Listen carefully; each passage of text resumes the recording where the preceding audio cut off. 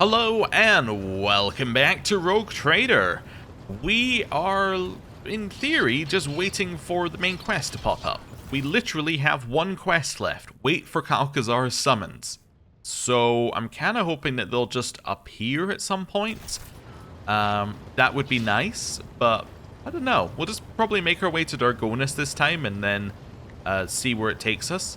Dargonus so we can then go to Footfall afterwards if it turns out that's where we need to go. But before we do all of that, we've got to level up, and some characters have 2 level ups, and some characters have 1. So let's do the 1 level up. Grants 1 additional AP at the 10th rank. Okay, level ups might not take very long. I will apply. Okay. Next, we have Ulfar, following our rules of he should only take something that the main character doesn't have. I think Carouse makes a lot of sense. It gives us a second person who can use Carouse, which is a nice backup. And then, here, what do we want for him? He's got a lot of things that could be good. I like resistance tests equal to the 5 times deflection. That kind of takes away a weakness. Right now, he would take a lot of willpower resistance tests badly because he's got very bad willpower. But this would allow him to be very good against that. Tough as steel, extra HP is really good because it would then give him more strength. Especially as his stats go up through combat. What else have we got? Whenever they lose wounds, the next melee attack gains 1 damage for every 2 wounds they lose, and it stacks. Gains 5 to characteristics, which is doubled if they have 25 wounds or less. They heal at the start of their turn. More action points in their turn. Whenever they push, it deals additional damage. Catalysm is more damage dealt for each new enemy damaged. I think I'm going to take Unbreakable Will. I think it's just too good to not take. I think it's so good. And then we'll get our AP increase as well. Cassia! Cassia, again, following our rule, take something that the main character isn't good at. Persuasion could be it. We could go down Coercion or Commerce, potentially. Let's maybe go Coercion. That's one that we're not that good on with the main character. And then, whenever they provide an additional turn, gives a bonus. It's quite nice. Whenever allies take additional turns, they deal additional damage. If given an extra turn, the target gains 4 MP. If it grants MP, they gain 4 MP. If it grants AP, gain extra AP. That's actually really good. I don't think you're going to get better than that, honestly. Yeah. I think this is just too good to not take. I mean, there is something like... Oh, I was going to say there's something like Malign Influence that we could take. We already have it. Okay. Yeah, I think this is so good. Just give more AP for each extra turn. And then more AP overall. Heinrichs. Again, follow the rule. Anything the main character isn't good at. Demolitions, I think, is the obvious choice. Then, let's go down here. Now, he's not really a Malign Influence kind of guy. Extra action points could be really good, just to allow him to do a lot on his first turn. Kind of like that. Yeah. Unbreakable Will could be cool, though he doesn't really have a lot of deflection. Yeah. See what other stuff he's got here. You know what? I kind of think that... Where was I? I've lost the one I was going to give him. Yeah, I tend to think Eager for Battle could be really good for him. With the additional action point as well, it means on the first turn of combat, he has a ton of points to do different things. Which, he may eventually end up with too many action points, but you've still got time to give him more psychic abilities to use. Which I think could be cool. Give him more buffs and things like that. Right, Pascal. Tech use is your best thing. Medicine is second best. I think your tech use is high enough we're never going to need it. So let's go for medicine. Yeah, Medicae. And then, he actually has a lot of deflection. Again, I think there's no way to beat this. This is 40 extra to his resistance tests. I kind of get the feeling that if the game is going to become more difficult, it's going to become more difficult because the enemies are going to start doing resistance tests towards us. Like, we're going to start facing psychers that actually do things that are annoying. So... yeah, let's do that. Demolitions. You already have demolitions. Awareness is a good second one because it's not wasted even if multiple people have it. critical velocity. We already have exterminator, which is the one that's incredible for us. We don't need the additional 5. I think cataclysm is good. Damage dealt goes up for each new enemy damaged. We tend to do a lot of like burst that hits a lot of people. Seems good. Jai, you're just getting the action point. You were in the previous party. Same with Malachi, just getting the action point. There we go. Same with Abelard, just getting the action point. And the same with Earliette, just getting the action point. Anyone else? Ah, and Adira, also just getting the action point. Cool. That seems pretty good to me. Right. Nice, quick level up. Nothing too exciting there because, well, most of them were just like 1 AP level up. They'll be useful in combat, but no major choices needing to be made. Right? Okay, so let's head out here. I don't suppose I can speak to you anymore. No. Okay. I believe we have been to everywhere on the galaxy map. So, I'm kind of thinking Voxmaster. There we go. Lord Captain, the astropaths are reporting a new message. It says the Lord Inquisitor is sending his regards to your lordship and is hoping to meet you at his palace in Footfall at your earliest convenience. Okay, then let us set course for Footfall. This must be very important. As you wish, Lord Captain. Okay, this isn't a real thing. This isn't a real thing. These are just remains of a quest. So we can go 1... I'm just trying to figure out how we can get where we want to go. Go 1, 2, 3 to get to Telecos Epsilon, then up to Mundus Valancius, then down here. Or we go 1, 2, 3, 4. Yeah, so it's this way. Warp travel. Then over here. We took some damage, not a big deal. Then in here. That's fine. Let's just make sure our ship is repaired as well. Hull repair, that's nice. Is that new? That interface? Wonder if there's been a small patch to the game at some point. Anyway, doesn't matter. Back up here. Do a quick save just before we go into the Footfall system. And let's go. Burbundus. Right, visit. And now we're looking to go over here. Nice. It's just main quest from this point onwards, I think. So, yeah. I'm excited. I'm excited to see where this goes. Atrium. Okay. We're taking a party to go and see the Lord Inquisitor. We take Abelard. We take Heinrichs. We take Ulfar. He has a personal reason to go here. Now we're kind of scraping the barrel. We take Pascal because Pascal is a tech priest, and they may be talking about tech priesty things. Let's now just do a who aren't we taking. We're not taking Adira. We're not taking Earliette. We're not taking Marazai. We're not taking Jai. So it leaves us with Cassia or Argenta. I think Argenta might be better. I think Cassia is probably better for the conversation in terms of stats. I think Argenta may have something to say. I think I take Argenta. That's our squad. Okay. And we hope that our persuasion is enough for any persuasion stuff we need to do. I don't think we're going to need to persuade the Lord Inquisitor, though. I think that he is probably going to be convinced by our natural charm and not being a heretic. Well, I say not being a heretic. Not being a mega heretic. Not being one of those problematic heretics, you know, with the whole demon worshipping. Just one of those ones that hangs out with Xenos.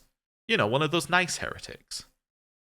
Do you think that's going to work? Just saying that we're one of the nice heretics? That's probably not going to work. No, that's probably not going to work. Anyway, maybe some persuasion will be needed. It's 100%. I notice we haven't loaded. Okay. Not feeling great about that. There we go. Was a little worried. Let's do a little... where are we? A little formation changing here. So, you're at the front. You're like, well, you see, you're kind of off on your own here a little bit. So we're kind of looking at something a little bit more like... yeah, we're looking at something a little bit more like this. There we go. That's our party setup. That seems reasonable.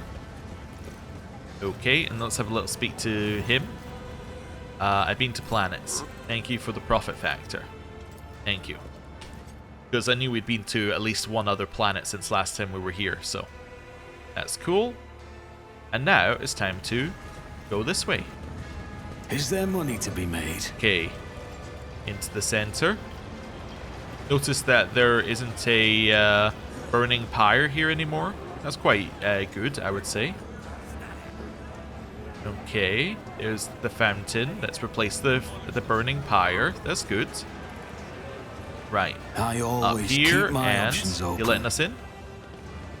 No, but we're allowed in. Yeah. Okay. It's a little bit odd that they took their weapons out as we got here, but I'm not going to take offense to that. Let's do a quick save before we head into the room, just in case there's anything that we urgently need to change. Not that there will be. I always let's have go. a backup plan. Hello, Kalkazar.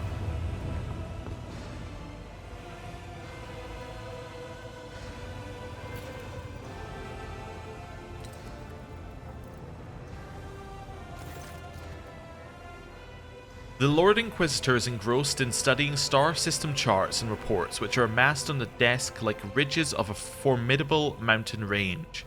There are shadows beneath his eyes, which are ruthlessly dissecting the latest report, and his skin seems stretched taut over the bones of his skull.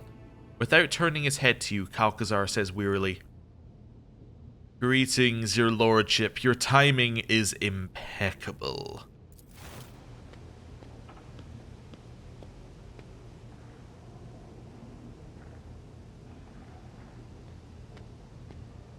Okay. An aged servant with the bearing of a veteran approaches the two of you. In a precise movement, he replaces the untouched cup of the cold recaf in front of the Lord Inquisitor with a new one, slightly steaming. The warrior of Fenris folds his arms on his ceramite-plated chest regally and says in a dour voice, "Greetings, Inquisitor. You and I need to talk." Kalkazar bows respectfully. "Glory to the Emperor's angels of Fenris. Your words will be heeded, my lord." Heinrich nods silently at Kalkazar, who responds by ever so slightly bowing his head. Interesting. Okay, so Kalkazar definitely showed some deference towards Ulfar here. Now, whether that's real or not, I don't know. But at least on the outward kind of appearance, he definitely wants to show that he respects the Space Marine. Okay. Just seeing what I want to go for here. I'm told you have business with me. I value your directness. It will save us much time. Yes, there is something you must do. It's time for you to play your part, to save the Koronus Expanse. I would not disturb your esteemed personage for anything less. Kalkazar notices Argenta and inclines his head with a dignified air. Sister? The Battle Sister's eyes gleam as the Lord Inquisitor addresses her. May your path be blessed. It is gratifying to see the trials endured by the Expanse have failed to extinguish the flame of your fortitude. Oh, we have a lot to say here. Escaped from Komarag, where I was held captive by Xenos. The Inquisitor raises an eyebrow, impressed. You escaped from the Dark City, a feat that few have accomplished. Truly, I congratulate you on an exceptional performance. I won't even mar your triumph by telling you the Inquisition will, of course, be watching you closely henceforth. I sincerely hope your grand escape was not part of the Xenos' devious machinations. You wish to speak to the Lord Inquisitor, Ulfar? Indeed! You petitioned our aid in fighting Xenos. We spilt much alien blood, but the wind of battle carried me far and I lost contact with my pack. Do you know where I can seek out my brothers, the baleful Howl? I'm afraid not. According to the information in my possession, they withdrew from the battle raging in the Expanse. The Lord Inquisitor's deferential tone now carries a dry edge. You lie! The baleful Howl never run from battle. Ulfar's reply to the outrageous claim is surprisingly calm. Only the frosty chill of death born in his voice and carried across the room makes everyone's hair stand on end. What do you mean by withdrew? Contrary to my request to continue hunting the Xenos, they embarked on an expedition whose objective is unknown to me. There has been no word of them since. Sounds suspicious. This is not how we wolves conduct ourselves. I can tell you no more. As you well know, your pack preferred not to report their plans and intentions to me. Albeit no match for Ulfar's tongue of ice, the coldness in Kalkazar's voice, too, could freeze an entire world. Why do you think that they diverted their attention? I presume it was to search for Brother Ulfar. It is common knowledge how deeply space wolves value the ties of brotherhood, far more deeply than the ties that bind them to the other subjects of the Emperor. Is there any... I'm not going to accuse him of being a problem here, saying people disappearing in the vicinity of an Inquisitor is always cause for suspicion. I'm not going to say that. Is there any way you can help find them? No, but I believe you know someone who is better informed, and I will name that person as soon as we finally start discussing the matter that prompted me to summon your lordship. Okay. Well, I'm not going to say one of his acolytes did the thing yet. I'm going to leave that one. What was the dispute between you and Caligos Winterscale about? His lordship deemed it more important to show off his stubbornness than to safeguard the interests of the Expanse. Stupidity of the most burdensome kind. But my sources inform me he nevertheless has joined my efforts against the Xenos, so I've decided to stay in his sanctums for a time. Why do you think he acted that way? His lordship has long displayed a susceptibility to corrupting ideas. He lost his interest in managing his protectorate, and his appetite for violence drew my notice some time ago. After a moment's hesitation, Kalkazar adds, the only question that remains unanswered is how many agents of the arch enemy have infiltrated his entourage. Again, I'm not going to accuse him of anything yet. Caligos was under the influence of the ruinous powers, but I put an end to it. How curious. When all this is over, I will certainly call you as a witness at Caligos' trial. Together we will decide how to best handle him, while ensuring the safety of the Expanse. Are you aware of the changes Incendia has wrought on Footfall? Naturally. Her leadership has done me an invaluable service by taking on the task of instilling order to the station. Though her style of leadership seems unnecessarily brutal to me, on the whole her actions have not exceeded the bounds I set. If you think she's unnecessarily brutal, why have you not intervened? Firstly, I entrusted the task to her ladyship and she is executing it competently. And secondly, Malachi, are you unaware of what I am striving to do here? At present I am trying to prevent the death of billions, yet you ask me why I am choosing not to save hundreds. I put an end to her dictatorship. The Lord Inquisitor does not appear aggrieved at the news. As I understand, this was a private confrontation between two rogue traders, yes? As such, I hope your house will reach a reconciliation with her ladyship's heir. You have not hindered my plans. Lady Incendia purged Footfall sufficiently that I was not distracted by the needs to pacify it. What's the current situation in the Expanse? The cult of the Final Dawn and Drukhari raiders are vying with each other to see who can cause us the greatest turmoil. I mobilized all the forces I can to repel the attacks, which is why we are still alive. Combined militia brigades are hunting for Xenos and guarding convoys, and the expeditionary platoons under my command are crushing heretic rebellions. The situation is unstable, but I will not pretend I was prepared for this crisis. However, we have not lost our footing yet. What's prompted the Drukhari to act so brazenly? Prisoner interrogations indicate that a relatively major political upheaval has taken place in Komarag. The Cabal of the Reaving Tempest has lost its grip on authority and become a target for enemies and rivals. Many vessels and members of the Cabal decided that fleeing to real space was preferable to waiting in Komarag to be killed. Why has the Cult of the Final Dawn become more active? The warp is raging. This baleful sign always portends change, and crises beget desperation, the most fertile ground for heresy. I believe the archenemy's servants think that their time has come, or perhaps this day was marked in the profane scripture as the date of the end of existence. I will not trouble myself with further attempts to make sense of their blasphemous doctrine.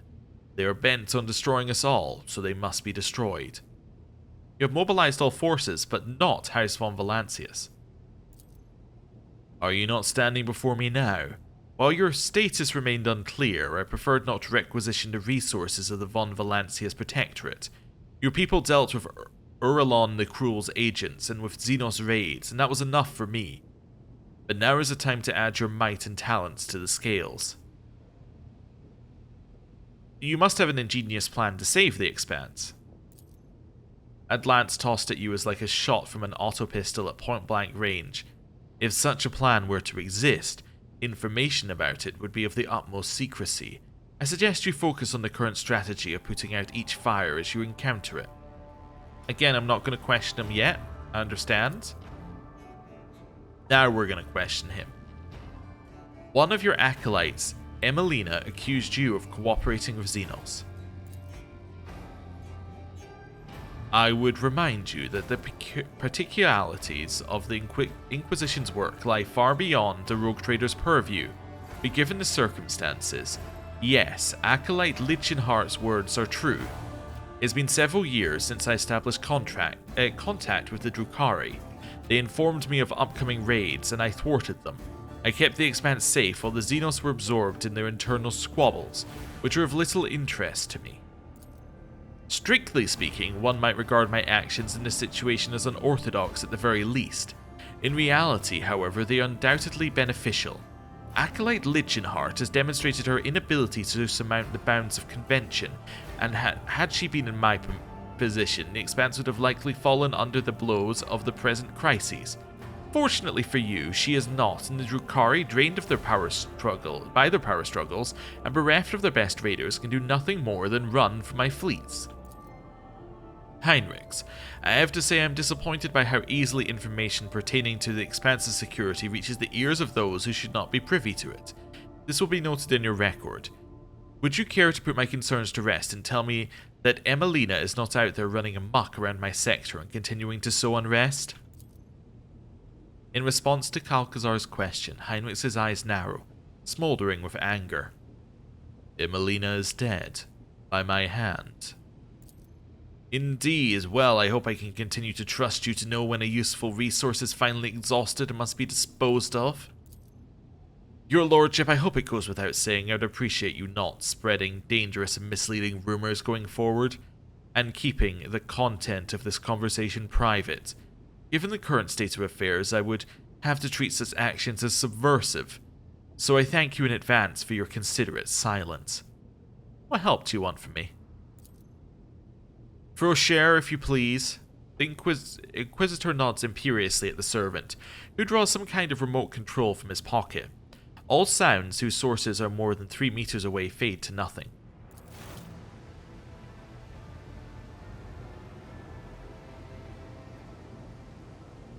Okay. He wants to have this conversation in private. To my chagrin, the ability to be in 2 places at once does not number among my talents, which is why I wish for you to serve in my stead. I place my trust in very few people, you understand. You will feel what it is to walk in my shoes and attempt to compel a gaggle of quarrelsome blockheads to work together. You will reconquer Euphrates too for me. The Inquisitor gestures at the servant and the silencing field disperses. Frosher, another recap. This one has gone cold. Oh, literally, he just wanted to give us our job, and that was it. No details, nothing else. Okay. Pascal has something to say, though.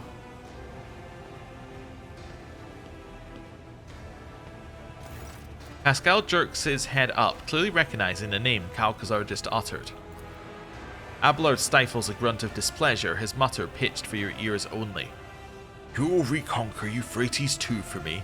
The esteemed Lord Inquisitor has done away with all pretense and politeness now. His orders no longer come with even the veneer of a request.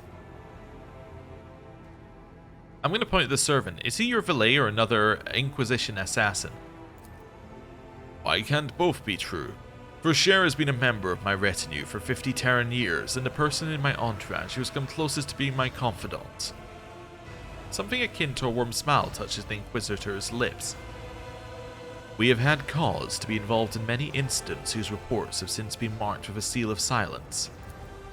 Frosher nods deferentially, and on his age-jowled face appears an expression caught between eternal loyalty, motherly affection, and religious devotion. Can you tell me more about Euphrates II? A sacred world of the Adeptus Mechanicus, off limits to laypeople. I am one of the few who do not worship the Omnissiah, to have set foot on its surface, or rather I was. Now it is crawling with unbelievers. The despicable word-bearers attacked and captured Euphrates II, and the cult of the Final Dawn brought an entire horde of heretics to the planet. Registering a Sanctity Alpha priority mission, the scourge of corrupted misbelievers reigning over blessed workshops fills the Omnissiah's faithful with anguish, activating auto-asceticism protocol. I offer a prayer for the liberation of the sacred world. From beneath Pascal's crimson robe comes the sound of mechanisms whirring to life, and dark bloodstains streak across the fabric. I sent my troops to aid the explorator forces laying siege to the world, but a rift occurred among the commanders. They needed an authoritative general, and you were perfect for the role. My confidence is not misplaced, I trust. What matter first brought you to Euphrates II, out of interest? An utterly transparent attempt to learn secret intelligence. Offer to make you my general, and you try to pump me for information? Poorly done. The word-bearers went there themselves. They didn't just send their puppets? Clearly, the stakes for them are high enough. Uralon the Cruel has stirred his profane self to make a personal appearance on Euphrates II. Gunrad Voigtfear, incidentally, is also there. I hear you two have unfinished business. Him I will generously leave to you. When you are finished with him, you may simply dispose of his mortal remains. No need to surrender them to the Inquisition for inquest. Consider it my gift. What do they want with Euphrates II? The reasons behind their machinations would be pure speculation at this point. Bring me prisoners to interrogate, and perhaps we'll gain much needed insight. What forces do we have in place, and what is this rift that occurred between the commanders? Explorator Fleet Divine Cognizance 7821 recalled its most combat-ready units to retake the world. They were supported by my most powerful strike fleet and a group of deadlier allies. Dispatched a pack of space wolves to hunt down the transgressors. Unfortunately, the leaders have failed to find a common language. The esteemed Thorvald is at odds with the conclave of the Mechanicus' battle congregation, and the Omnissiah's servants find Thorvald's strident nature off-putting. Neither group is fond of militant Sibylik, who commands my forces. Were not fond, to be precise. The esteemed militant perished along with his ship a week ago when his noble allies failed to support his offensive. The Inquisitor bows to Ulfar curtly. I recommend that you too go to Euphrates II, my lord. Perhaps your pack was less reticent with the esteemed Thorvald than with me, and told him where they decided to direct their efforts. It is a fine suggestion, which I accept gratefully, your Inquisitor. The expression of respect on Ulfar's face does a poor job of hiding his antipathy. How did you manage to enlist the aid of the Angels of the Emperor? Must I remind you that I am still Lord Inquisitor of the Koronus Expanse, and not merely some, what do you always say, Frosier, some grox-bothering prick. If certain rogue traders at times allow themselves to speak to me in an overly willful manner, that should not give you cause to doubt my authority. The situation is clear. You will be given the details when you arrive in orbit around Euphrates II. To what do I owe such an honor? To whom else could I entrust the mission? No need to feign ignorance, von Valancius. We both know the shortcomings of the other candidates for this position. At present in the Expanse, there are two people with their perspective and steady hand required to control the situation, and they are both standing in this room. So if you will dispense with the humble rogue trader, act and win this war for me. I'll smash the heretics. I never doubted you, your lordship. The Emperor protects. Hold a war council. Okay.